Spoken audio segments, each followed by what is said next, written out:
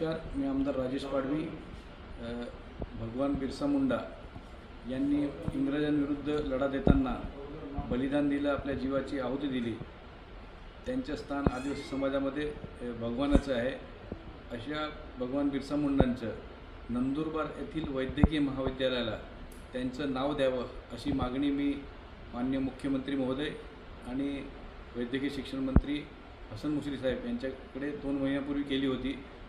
कालच माननीय मुख्यमंत्री महोदयांनी महायुती सरकारने त्याला मान्यता देऊन नंदुरबार येथील वैद्यकीय महाविद्यालयाला जननायक भगवान बिरसा मुंडा वैद्यकीय महाविद्यालय नंदुरबार असं नामकरण केल्याने मी मनापासून माझ्यातर्फे, माझ्या संपूर्ण आदिवासी समाजातर्फे, संपूर्ण जिल्ह्यातर्फे माननीय मुख्यमंत्री आदरणीय देवेंद्र फडणवीस साहेब आणि महायुती सरकारचं मनापासून आभार व्यक्त करतो। धन्यवाद।